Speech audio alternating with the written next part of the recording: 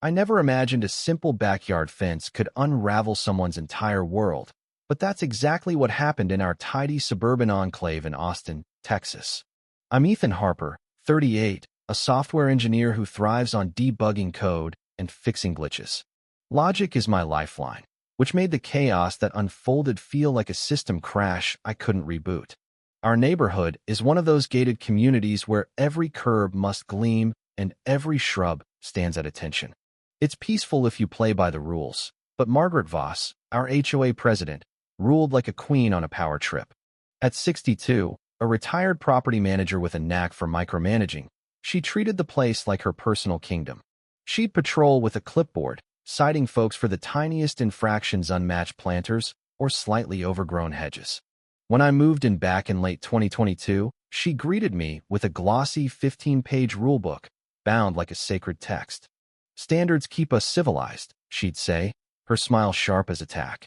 The trouble brewed with the fence dividing my yard from hers. It was ancient, splintered, wood sagging under years of neglect, letting rainwater gush through like a broken dam. Every storm turned my patio into a swamp, eroding the soil and threatening my home's foundation. I'd shelled out hundreds on drainage fixes, but the root cause stared back at me, that shared barrier we both owned. In January, I raised it casually at the HOA meeting, photos in hand. "Margaret, the fence is rotting, it's flooding my side. Can we split repairs?" She barely glanced up from her agenda, dismissing me with a flick of her wrist. "Ethan, that's trivial. Focus on real priorities." Stunned, I let it slide, figuring she'd come around. By February, the damage worsened after a brutal downpour. I showed her close-ups of the warped boards and pooled water creeping toward my basement. "This could crack my foundation," I pleaded. She squinted, then shrugged. "Probably you're overwatering. Adjust your sprinklers." Her tone dripped with blame, as if I'd engineered the decay myself. I went home fuming, staring at the fence under the porch light, questioning my own sanity. Was I overreacting? No, the evidence was soaking my boots. March brought excuses, budget's tight this quarter. April, not urgent enough. Frustration boiled over. Nights blurred into research marathons on local ordinances, my laptop glowing as rain hammered the roof. Why beg when the law could force action? The tipping point hit during a fierce April thunderstorm. Water cascaded through the gaps, flooding my garage anew. Exhausted from bailing it out, I submitted an online complaint to the county code enforcement at 1 a.m., heart pounding. Was I crossing a line, inviting neighborhood warfare? Maybe, but politeness had failed. 2 days later, Inspector Ramirez Araveda, grizzled veteran in his late 50s, no nonsense with a clipboard and camera. He inspected the fence, nodding gravely. Clear violation. Safety hazard. Relief washed over me as he snapped photos, measuring the rot. Then came the stickers, glaring neon yellow tags plastered on the worst spots, bold black print demanding fixes within 30 days. "These stay until it's resolved," he said, affixing the last one smack in view from Margaret's patio. They screamed authority, impossible to ignore. Finally, validation. But deep down, I braced for her fury. Morning light revealed the storm. Sipping coffee, I heard her garden hose hiss. She froze mid-spray, eyeing those eyesores like they defiled her sanctuary. Confusion twisted her face into rage. "What junk is this?" she muttered, audible through my open window.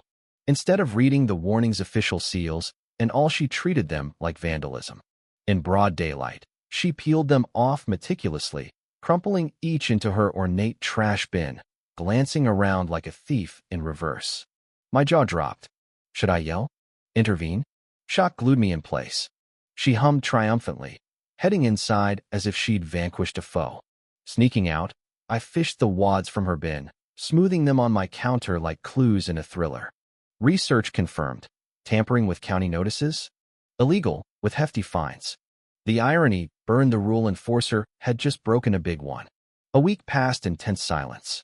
Margaret paced her yard, phone glued to her ear, griping about litter left by county slobs. I smirked from afar.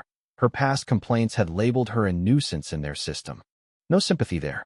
Then the letter arrived. Her front door banged open, echoing like a gunshot. She stood on her porch, envelope in hand, face draining of color. Ripping it open, her eyes widened in horror, darting between the paper and the now bare fence. Panic set in. Glanced my way, realization dawning like a nightmare. Inside that envelope, fines for removal, plus daily penalties for the unfixed fence. Thousands stacking up. She spent the day yelling into her phone. They're just stickers. How can this be serious? Laughter bubbled in me, but pity flickered too. The aesthetics tyrant couldn't grasp rules applying to her. Next morning, she cornered me at the mailboxes, voice trembling. Ethan, did you see those stickers? Someone must have put them up as a prank. Desperation laced her words. I kept it cool. Inspector Ramirez was here. Said they were official warnings. Her eyes narrowed, wheels turning. What if they got removed? Accidentally.